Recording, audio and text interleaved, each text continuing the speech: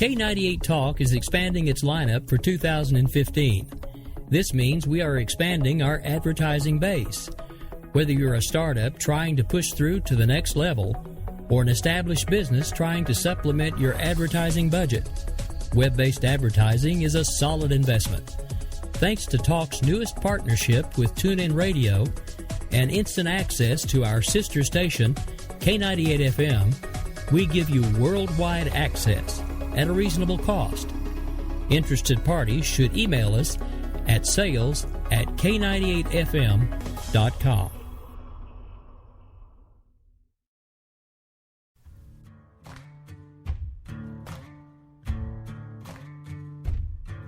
K98talk.com, a leader in internet radio.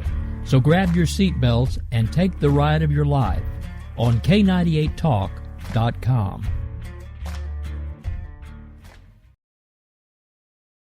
We will keep this promise to the American people. If you like your doctor, you will be able to keep your doctor, period. If you like your health care plan, you will be able to keep your health care plan, period. This is the most transparent administration in history. Not even a smidgen of corruption. Fact is, we had 4 dead Americans. What difference at this point does it make? If you got a business, you didn't build that. Oh, welcome to the face. Welcome to the face of the new democracy. Don't expect us to admit a mistake. We're paying off election debts to those on the take.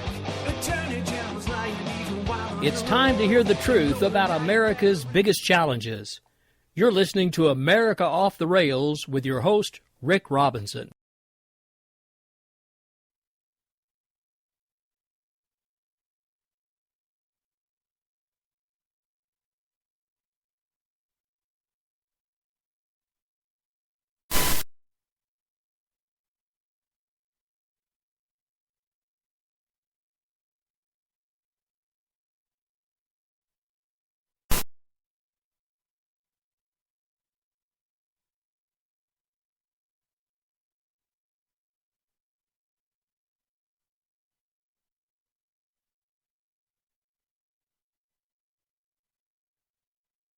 All right, folks, that's right. We're back. We're live. This is America Off the Rails. I am your host, Rick Robinson. It has been a long time, ladies and gentlemen. How is everybody doing out there? You may occasionally still hear me kind of drop out, maybe go mute here and there. I have been fighting probably the worst upper respiratory / something tried to kill me thing I've dealt with in quite some time. So I actually did have to take quite a lengthy break from actually almost everything, to be honest. We did do one of the shows last Saturday. Before then, I really hadn't done much of anything, and then Saturday, I thought I was doing a lot better, and then after about an hour and a half, I just decided, voice was still shot, so was I. So at that point, I basically kind of unplugged from everything. And there's been a lot that's happened in that week that I decided to go away. Good friend of mine, Politabunny, almost hung up Twitter forever. Really glad to hear, once I came back and started plugging back into everything again, that she decided against that. Bunny, don't you ever do that again. Never. Come on, you can't give up. You can't give in. You can't buckle. Don't let these weasels get you down. I mean, granted, I don't take nearly the flack that you do, but just remember, all of us have your back. So don't let it get to you. The simple fact of the matter is, you're making a difference. Otherwise, they wouldn't be trying to shut you up. So just make sure that you don't lose sight of that, because you matter. And yes, I'm saying that to you right now, live on the air. You, Sam Janney. No, we've never met in person. I don't know you other than we've talked a few times here and there through Twitter and kind of back and forth while I've been live on the air through Twitter and a few other things. But you matter. So don't let these idiots who are trying to drag you down do what they want to do, which is permanently shut you up. Because the simple fact of the matter is, you, my dear, you matter. And in case nobody's told you that lately, and I'm sure everybody has, you matter. So don't let them beat you up. And the reason I say that, and it kind of took on a whole new thing for me today. One of my personal life heroes actually passed away today. just to kind of give you guys a little bit of backstory, there's a lot of things that happened to me in childhood that I overcame, and then eventually things kind of got worse again. But that's a story for another day. But one of the best times I have in my life is young memories of being about maybe 3, 4, 5 years old, and the one thing that my dad and I could do together, because there were things that I couldn't learn how to do until later in life, and then I fought hard and got better at a few things, and then life got cranky and decided to give it all back to me in spades. But again, that's a story for another day. But one of my better memories is sitting on my dad's lap watching Star Trek reruns. So some of my first real tangible memories of spending time with my father are sitting in our living room watching William Shatner and Leonard Nimoy and DeForest Kelley and all of the original crew. And it was life-changing, altering kind of stuff for me. I think it's one of the reasons why, I've said it before, ever since I got put up on TopTalkRadio.com, one of my proudest moments, not necessarily being up there with Rush Limbaugh, Sean Hannity. I mean, let's face it, I'll never be their caliber. I'd like to think at some point I might, but I don't have any delusions of grandeur, despite what some people may tell you. But at the same time, I'm up there with Jerry Doyle, who happens to be also fairly famous for a role in sci-fi. And I am a sci-fi junkie, as well as a political talk junkie and a news junkie. So, it's kind of the perfect combination for me. But it's because of shows like Star Trek, and then later Babylon 5, but especially folks like Leonard Nimoy, who paved the way for a lot of it. And, and I actually plan on putting together a little bit of a tribute for him probably tomorrow during either Finding Common Ground or the weekend edition of America Off the Rails. I had honestly planned on trying to get that done today, but Mother Nature, in her bipolar, I'm gonna pretend I have menopause and 70 degrees one day, snowing the next, and then back up to 50, and now we're snowing again.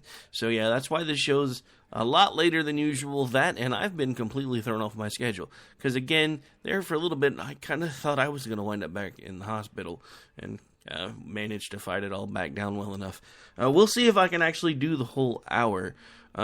I don't know if this will run for the full hour, to be honest. It's been a while since I've done this, and already just for the few minutes I'm talking, I've noticed that things are starting to get a little scratchy.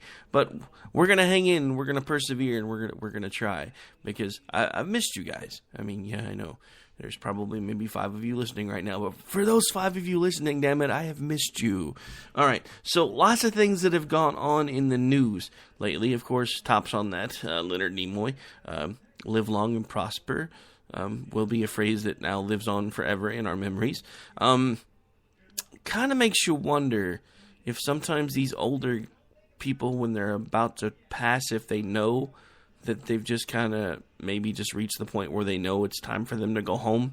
Because interestingly enough, if you look on Twitter, his last tweet is kind of apropos and a little kind of gives you a little tingle, on the back of your neck, that weird kind of creepy feeling that maybe he knew something before we did. Because, it's along the lines of life is a lot like a garden. Nothing can be, I don't have it in front of me right now, but it was, life is a lot like a garden. Nothing can be preserved forever except for in our memories. And that was his last tweet on Monday. So, a little profound there. But again, it's just one of those things. Now, something else that's been driving me just a little bit crazy is this damn dress that's going all over social media. I have to say I'm a little weirded out by this thing. I haven't actually looked into it very much, but I have to say I'm a little weirded out, because the first time I actually heard anything about it, you know me, I've always got the news on. Even when I'm asleep, you wake up and the news is playing on my TV. That actually happened to me this morning. I had to get up a little bit early, take care of a few things. So the first story I heard about it, I'm watching and I'm looking, and the picture shows up and it looks like a gold and white dress, and I'm like, okay, so what's the big deal? And then there's like this panel of people, and one of them says, well, I see gold and white. The other one says, I see black and blue. And then the other one says, well, I see gold and blue. And I'm like, okay, from what you guys said, that shouldn't have even been a choice, but whatever. So I'm thinking, okay, these people are just making crap up. So then, the ultimate scary thing, because, it's just one of those things where it kind of my mind-blown moment for the morning. I'm sitting over where I typically do the radio shows, which is on the opposite side of where we sleep. There's a little studio I've set up over here. and I didn't have the partition up at that time, so I'm actually looking at the TV while I'm getting my socks and shoes on in my chair, and I'm kind of looking at the TV at a much different angle. Well, my son happens to be in there with me while I'm getting my socks and shoes on, and he's kind of at the same angle that I was. So the dress comes on, and for the first time, I actually see it as black and blue. So I look at my son while he's in there with me, looking at the TV from the other angle, and I specifically ask him, "What do you see right now? What color do you see?" I don't even tell him what I saw.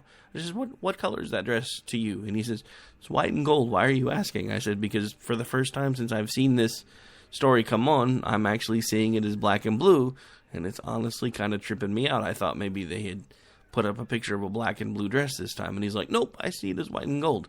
Then earlier this evening, as we're eating dinner, the story comes on again, and still now I'm seeing it as black and blue. So I'm honestly really trying to figure out why, when I first saw the story, I saw it as white and gold, and now I see it as black and blue. I've read a little bit that maybe it has something to do with your mindset at the time, so maybe, but, you know, I hadn't really had much of a chance to research it.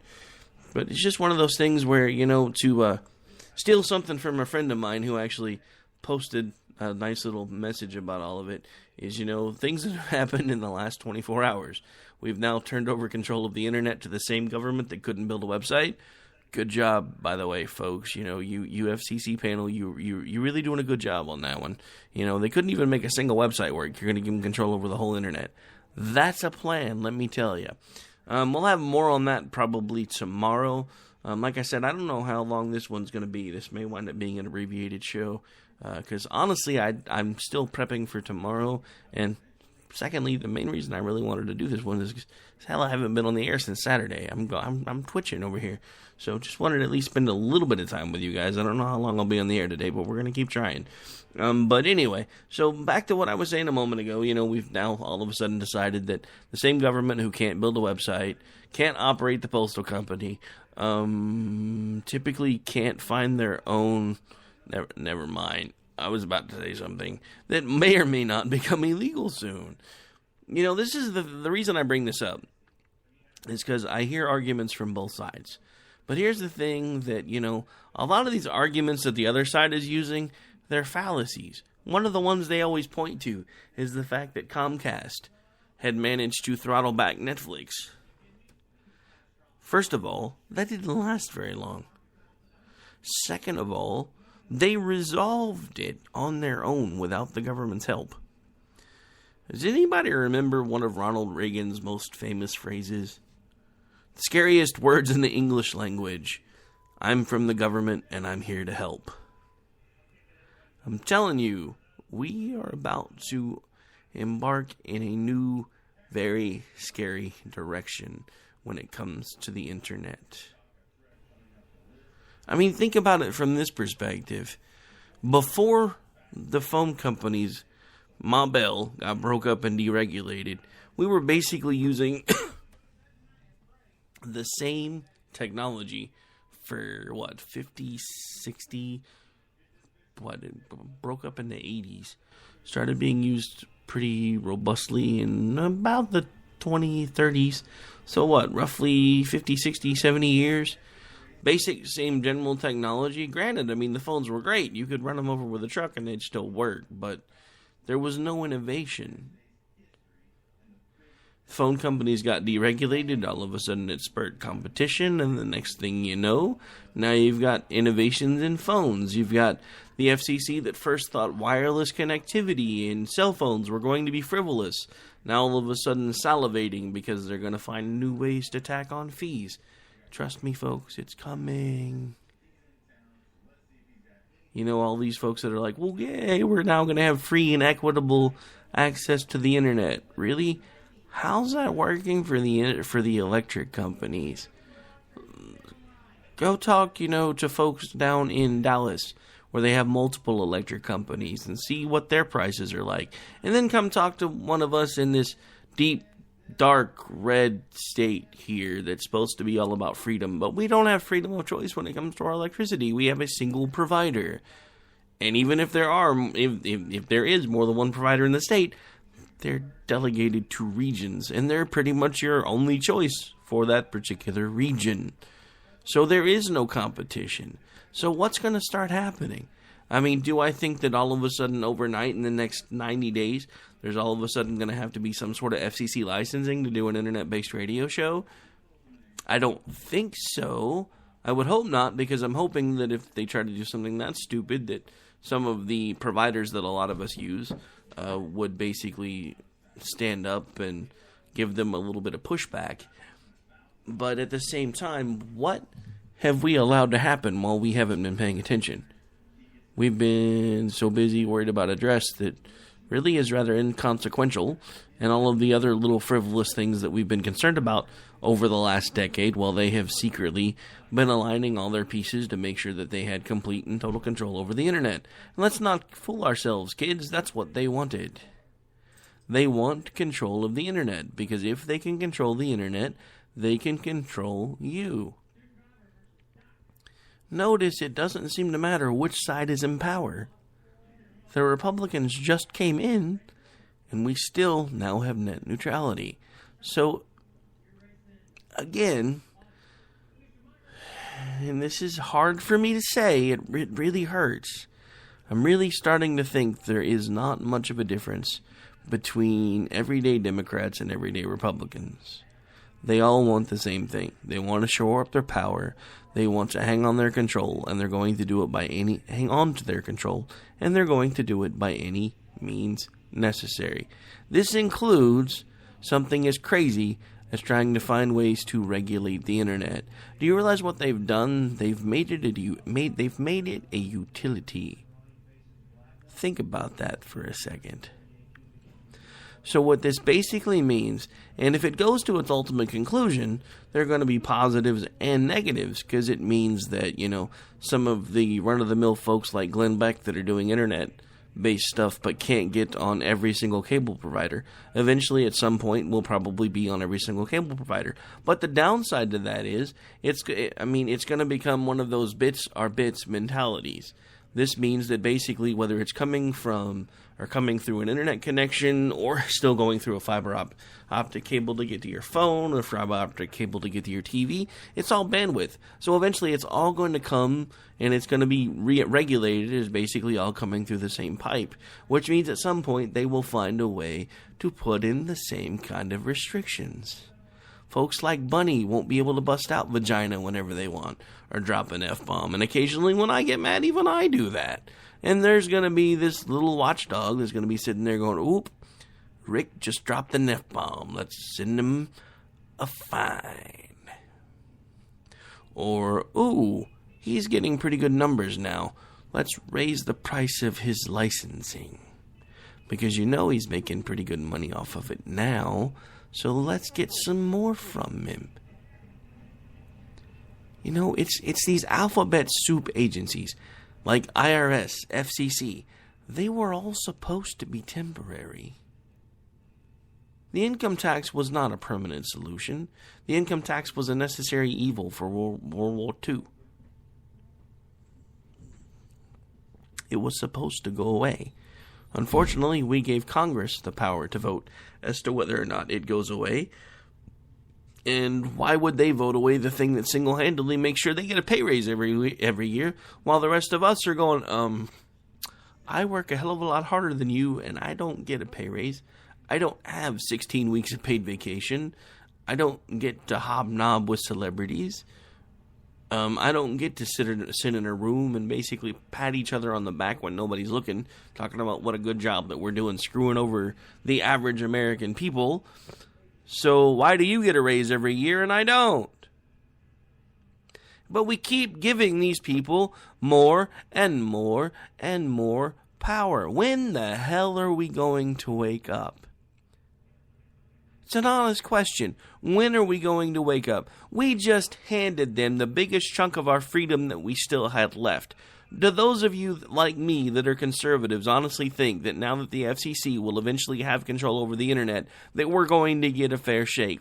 We've basically up until now been regulated to AM band radio because nobody else wants it. It's obsolete. FM has become obsolescent. Everything is moving to the internet. That's why they want it. Even a lot of TV providers are moving solely to the internet. Look what CBS just did. They launched a standalone package for their sports stuff and some of their weather stuff. HBO, I think, just launched a standalone internet package where you can pay X amount of dollars a month, even if you don't have them through a cable provider. And we're handing it to them on a silver platter. And nobody cares. Nobody's batting an eyelash. What I'm about to say is going to sound harsh. I warn you up front because I know it's going to sound harsh. Because these are also things that we should be concerned about. But again, we have our focus right now where it didn't belong, or this shouldn't have been able to happen. We are so worried about the ISIS situation half a world away, and the Coptic Christians that are being beheaded half a world away. And before anybody starts yelling at me, I understand why we are concerned about it. But we have a really large problem, repeatedly very large problems that are going on right here in our own country, and we can't focus on them. Why are we not focusing on the problems here? And I'm not saying that as one of these isolationist, close all the bases, bring everybody home. Yeah, I would love to be able to do that. Don't get me wrong. There's way too much money that we're spending on the military. But I'm not the one that decided that we needed to be the world police. Somebody else made that decision for me. I had no control over it. But right now, there are too many things that are broken here. There are too many things that are screwed up here. There are too many things that we should be focusing on here. We should be figuring out how to fix healthcare, not ruin the system so the government has to step in. When are we going to wake up? That's what they wanted. That's why it was passed. That's why he fed us the line of crap about how it was going to be the most open and transparent administration ever, and how it was all going to happen on C-SPAN, and how everybody was going to know every detail of the bill. He told you what you wanted to hear to get him elected. And then once he got elected, he bent you over a table and said, no loop for you. That's basically exactly what he did. And nobody wants to talk about it. Nobody wants to call him for it. Well, damn it, I'm going to call him for it. I am done with the political correct BS.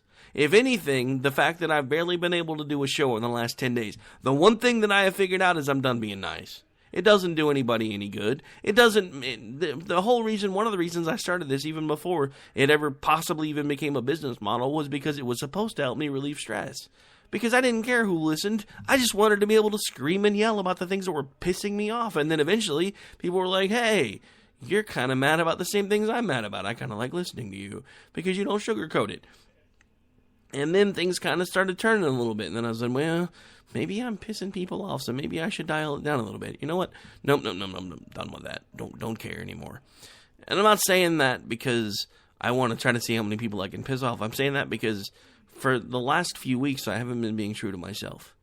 So this stopped being fun for me in a lot of ways because I was too busy worrying about, well, if I say this, am I going to piss somebody off? If I say this and we've got a sponsor listening, are they going to get, or a potential sponsor listening, are they going to say, well, I don't want to run with the show anymore? You know what? Sink or swim, live or die. I'm going to do the show my way. That's my decision. That's been my decision from day one. And I'm done trying to sugarcoat things. The simple fact of the matter is, we elected somebody, we had no freaking clue who he was. A lot of you lined up and said, ooh, first black president, yay. And then anybody who said, no, bad idea, oh, you're a racist. No, I'm not a racist. I would have voted for Condoleezza Rice. I would vote for Ben Carson today if I was given the option. They're both black. They're both people of color, so how am I a racist? I didn't want to vote for Obama, and I didn't vote for Obama because I don't like voting for unknown quantities. That's what he was.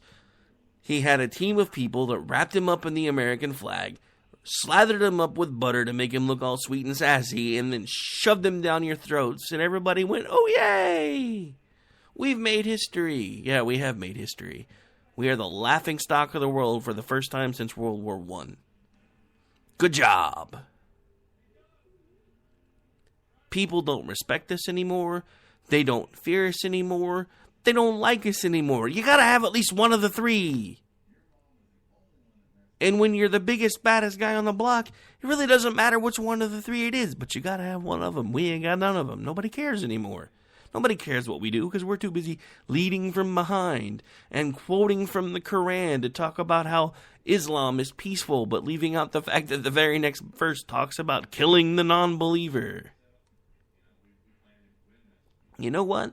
I'm done being nice about that too, because I've done religious studies. I've read the Quran. I've read some of the companion books. These people are full of crap.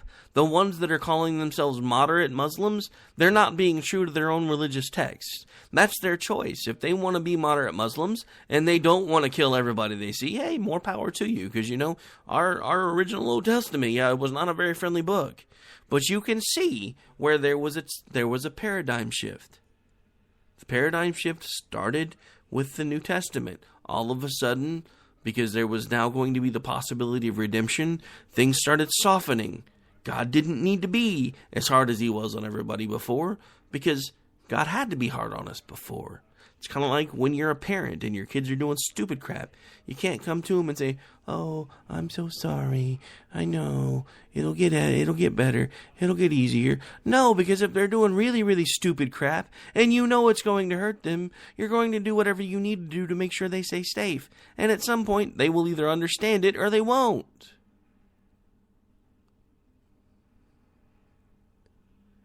This is where we are now. Except now, instead of turning to religious belief or faith or whatever you want to call it, people want us to turn to the government. Think about it. We've talked about this before. Chris Rock, shortly after Barack Obama's first election, during a comedy routine, made the comparison of the president and the first lady being like our parents. And how we have to listen to our parents, because they know what's best for us. That's the exact opposite of what this country was founded on. The exact opposite of what this country was founded on. But it doesn't change the fact that there are people that feel exactly that way.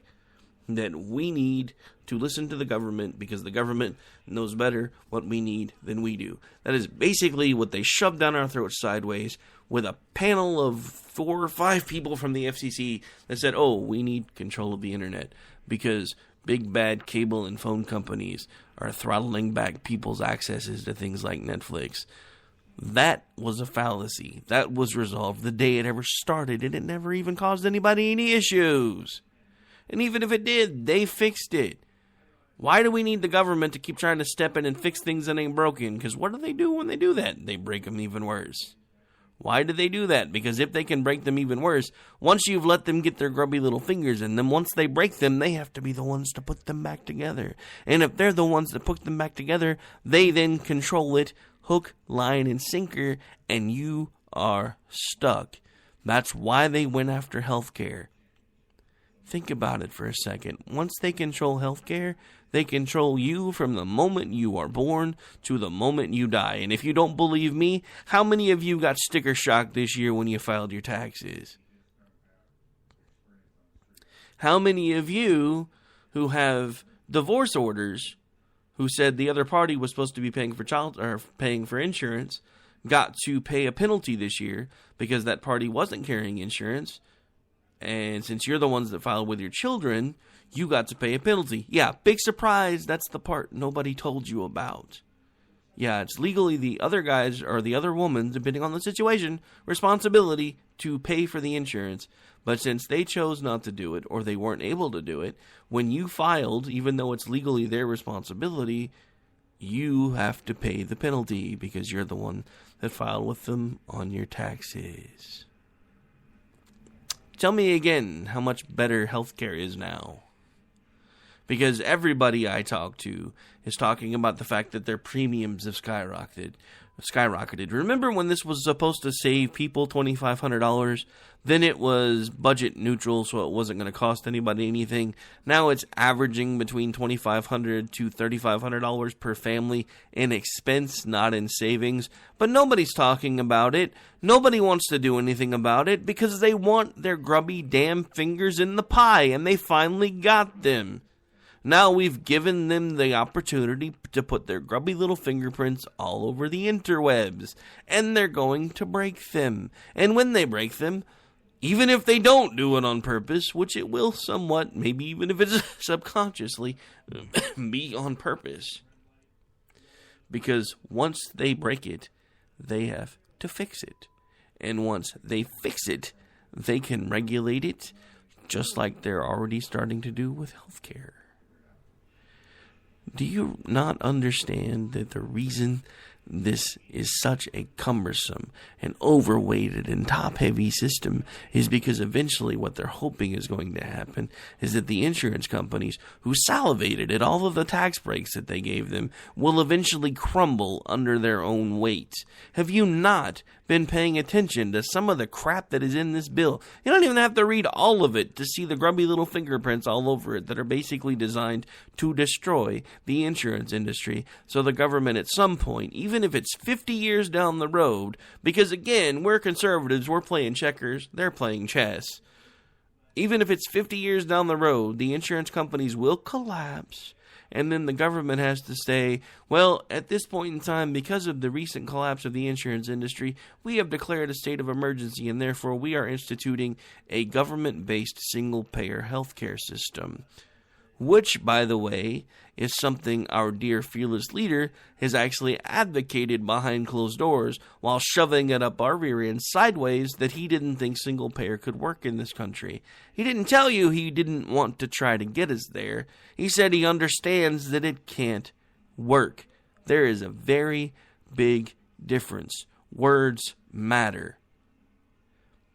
To borrow from a movie that I actually, while I was down, took the time to watch with my children, which was The Giver, Clarity of Language. This is a movie, it's another one of the kind of the whole dystopian things, but kind of the reverse, where everything from the beginning kind of, I mean, it's a weird movie. If you haven't read the book, I would suggest that you read the book first. I've actually heard, and I haven't read the book either, because it was a kid's book, but my son and daughter wanted to watch it, and they happened to be home from school that day. So we watched it. And it's an odd thing because they started basically through genetics and cloning and all of the above. They basically were making people, in their estimation, what they considered perfect. And it was all about clarity of language. Things like the word love didn't exist anymore because people couldn't feel emotions. Words matter. They had this big thing anytime, they had these yearly graduation ceremonies where when children reached certain ages, they got rewards. And then when they reached their 18th year, they got assigned their jobs. And then when they reached a certain age after that, they had a ceremony called the release to elsewhere.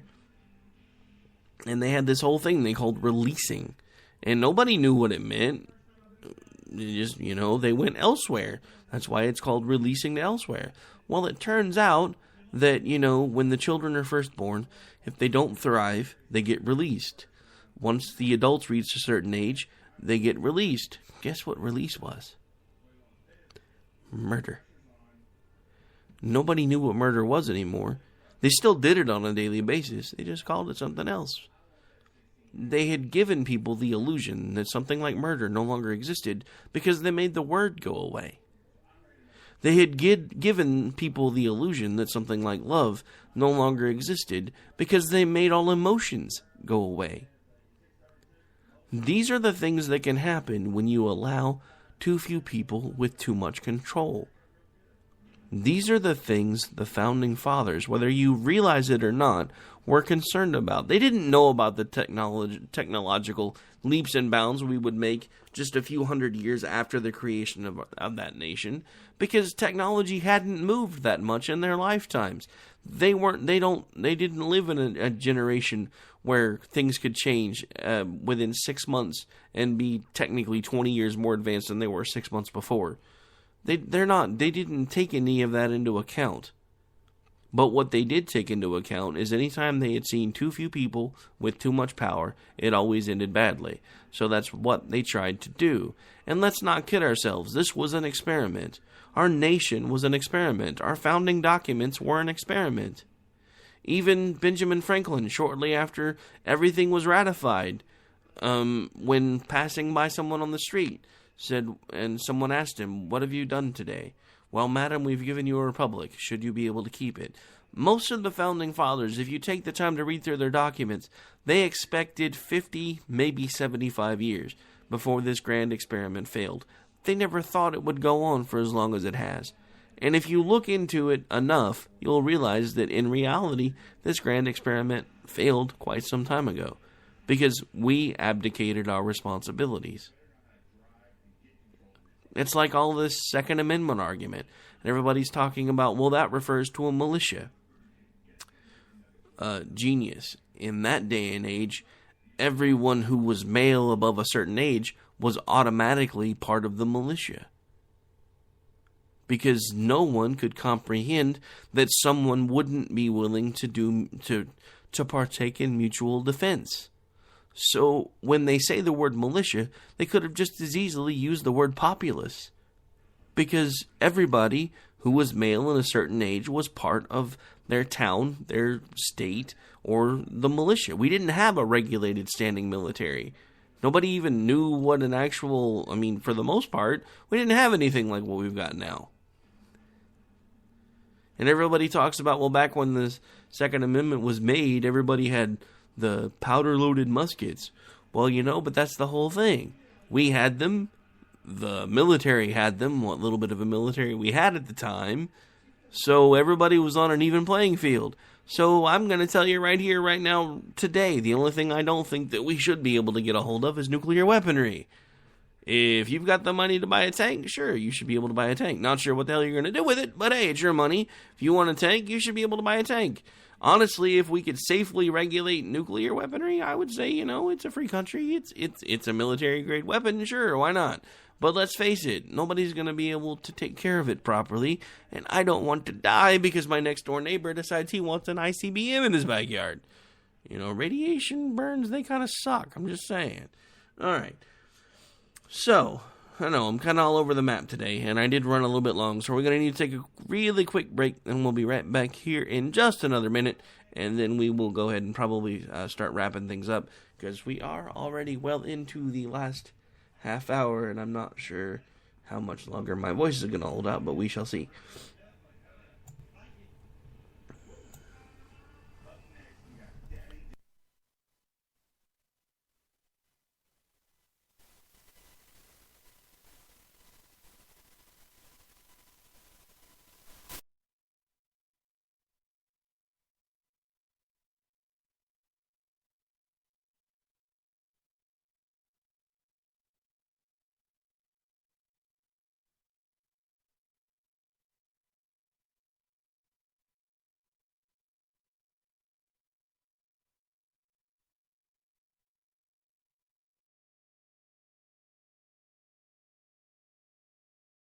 Hey, it's Cliff Davis from KLCI FM, the best radio station in the world. Coming soon. Stay tuned.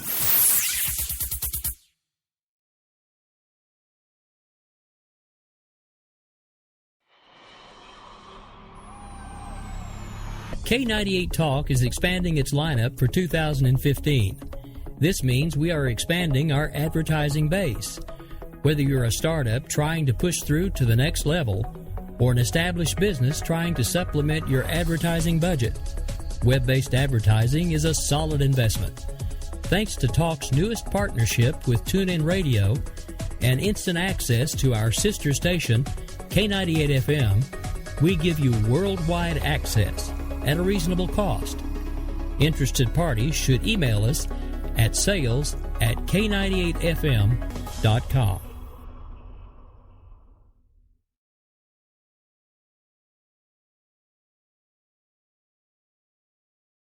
This is Misty, owner of Wax It Studio in Edmond, Oklahoma, and I'm here to talk to you about a skincare product called Theramedics. Theramedics has a wonderful line of products from anti-aging to hyperpigmentations all the way to acne. In fact, everyone at some point in our life is affected by acne. Acne can cause a great deal of embarrassment and anxiety, and in order to prevent and help other people, I have tapped into this wonderful product called Theramedics. Visit my website at www.prettyskindeep.com. Again, that's www.prettyskindeep.com.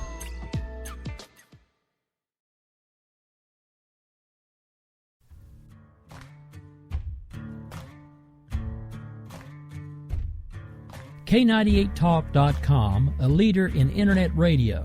So grab your seatbelts and take the ride of your life on K98Talk.com. BAAAAAAAAACCK.com.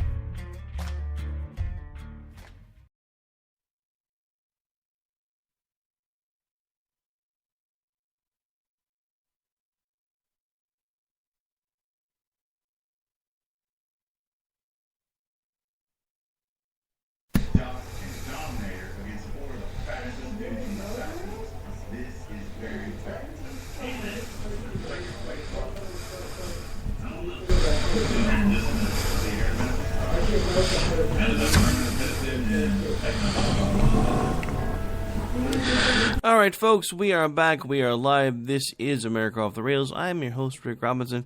I just realized that something didn't work quite the way it was supposed to during that last back from commercial there. Hopefully it didn't sound too weird. I'll have to listen to it on the replay. But anyway, so a few more things I kind of wanted to touch on before we go ahead and probably do shut things down for the night. One, this show's a lot later than when I normally do my show, and Mrs. Robinson has to get up really early, so I don't want to keep her locked out of our communal area for very much longer. But, you know, we have a lot of things that have gone on. Jihadist John has been named. Big surprise.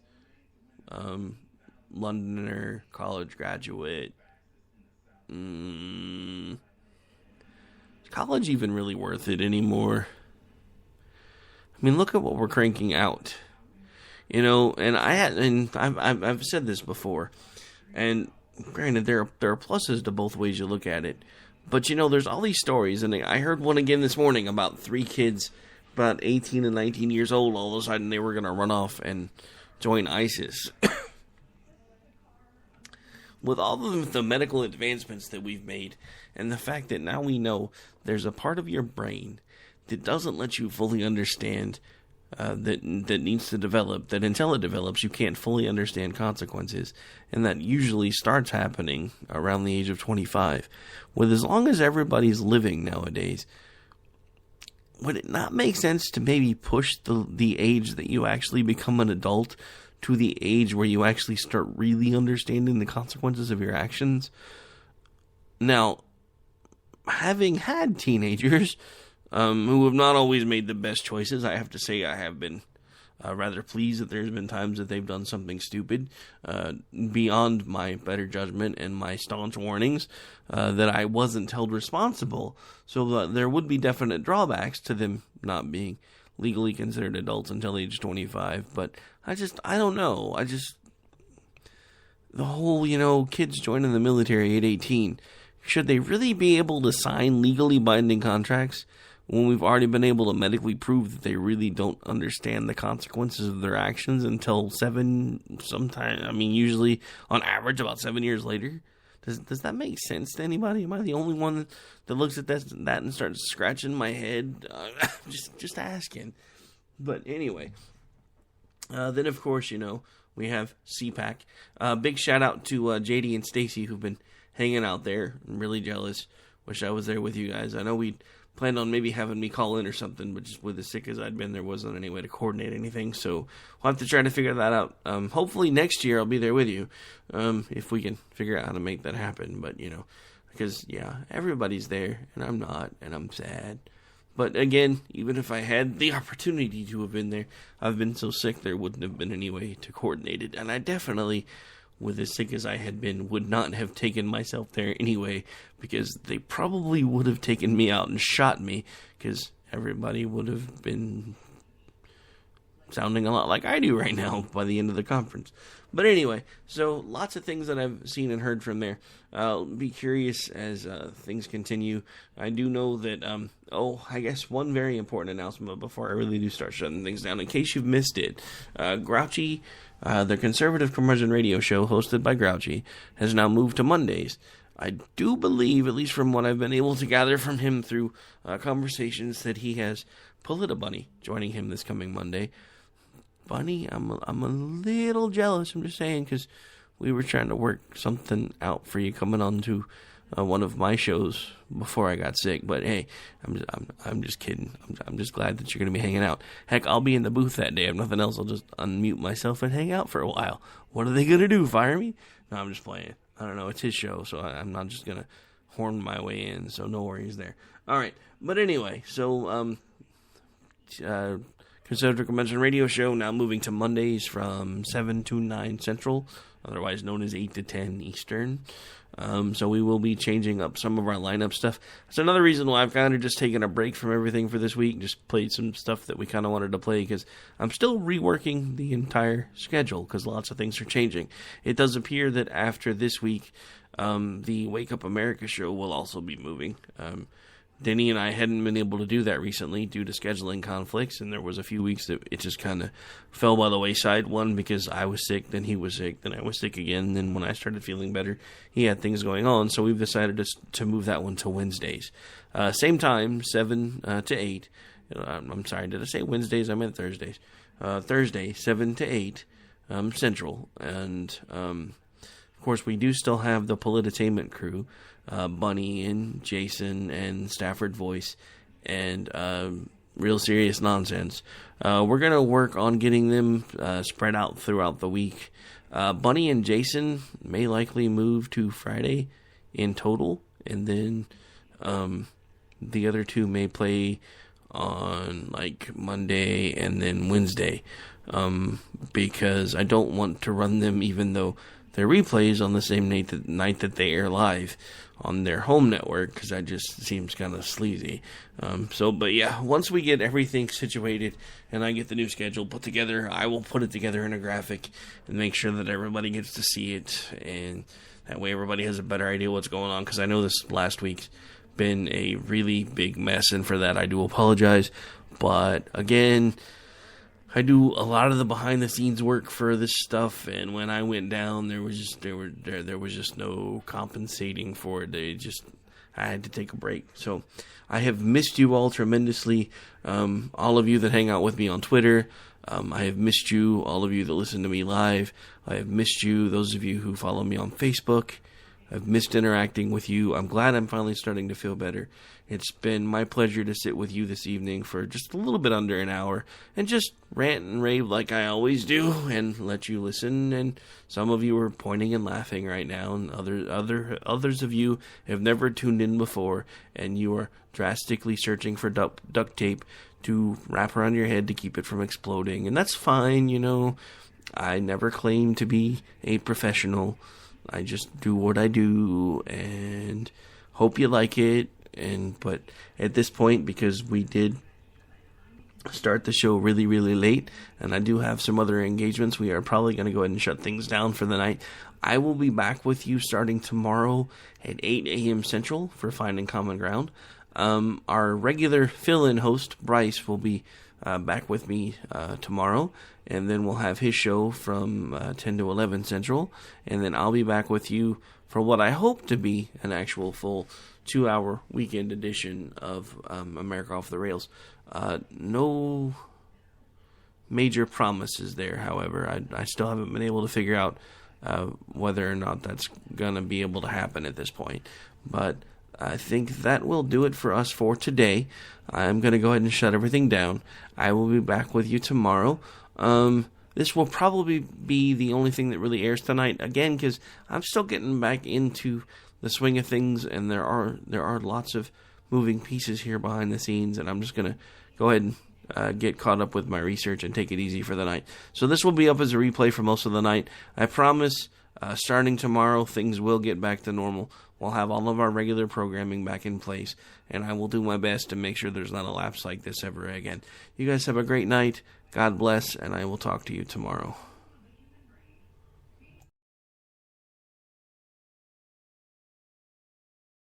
For her own cause, we got a pen and telephone to bypass all your laws. Political correctness will replace the Bill of Rights. Support religious freedom, lest you pray to Jesus Christ. The press is in our pockets cause there's no longer free. You cannot make a move now that the NSA can see. Don't expect equality, respect, or fair play.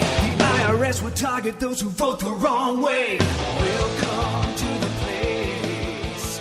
Welcome to the place.